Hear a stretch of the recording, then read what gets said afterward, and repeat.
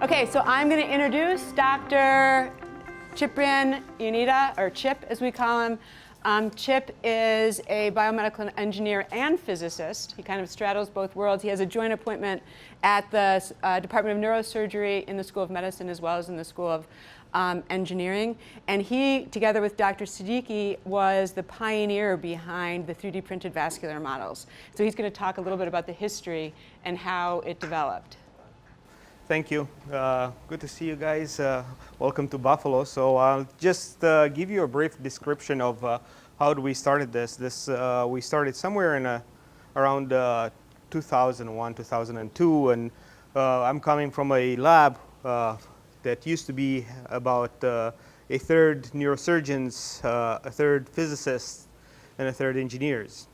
And the problems that we were dealing with at that time was to develop new devices and test them, do new diagnostic tools based on software, and also test devices. And for every single one of them, we needed benchtop models, benchtop models, benchtop models.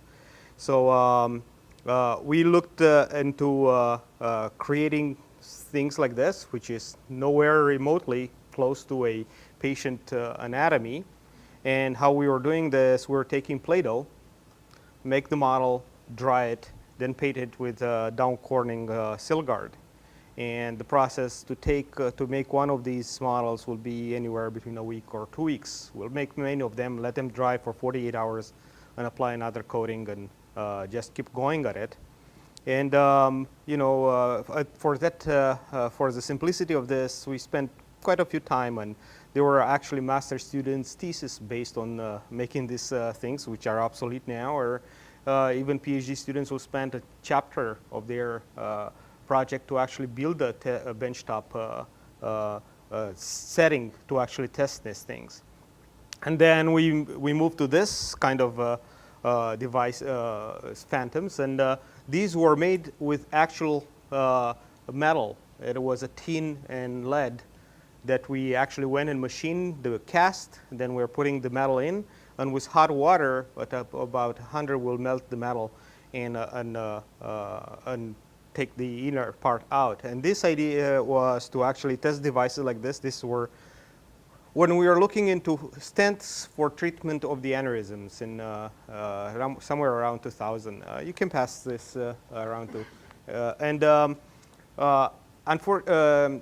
This approach we're still using today because it is the only one that we can shine a laser right through it, match the reflective indexes, and actually track particles moving through and do what is called particle image velocimetry, and actually characterize the property of vessels. This one has a stent in there. So it was not until like probably 2004, 2005 when we seen the first rapid prototyping in wax.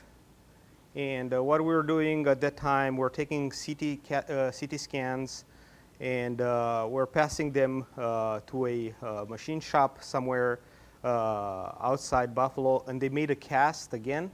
We were injecting hot wax into there, take the cast out.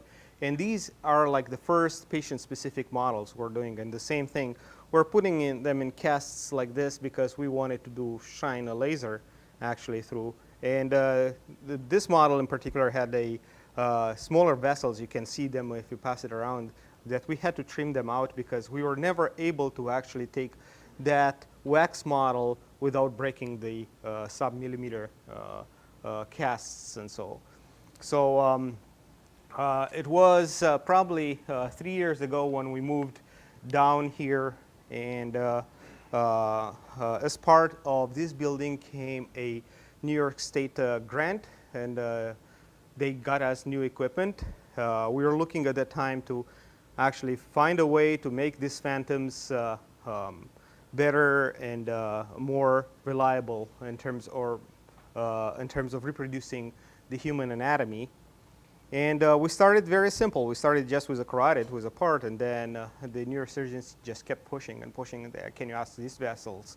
Can you add more? Can you make it more compliant? And so this development of what you're seeing around these vessels, we did it in the last 2 years, and it started from taking the CT scans, segmenting them out, and actually putting the software to create all this wall support, how you combine all the developing the approach, how you use mathematical operators to actually create this kind of shells and so forth. So that took some time. Right now we're at the point that if you can image it, and it is anywhere between a resolution between 200 and 400 microns, we'll be able to do it. Vessels. So the latest of the vessels we have, and of the brain vasculature, they have branches that we maintain, and those are roughly 400 microns. And we can keep all those together and clean them and actually make this kind of models. So I would say the only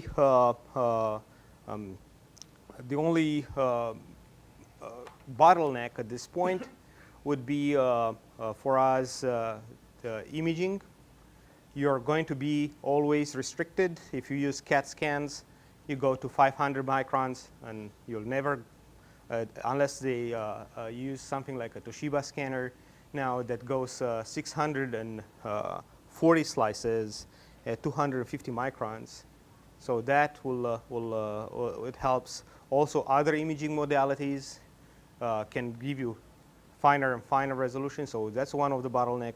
And then the other one is obviously cleaning these materials and make them keep this large vasculature, distal vasculature. So this is where we are at this point, and we hope that the next models will be maintaining the patient anatomy and the physical properties of the actual vasculature as best as possible. So that, I would say, is where we're heading.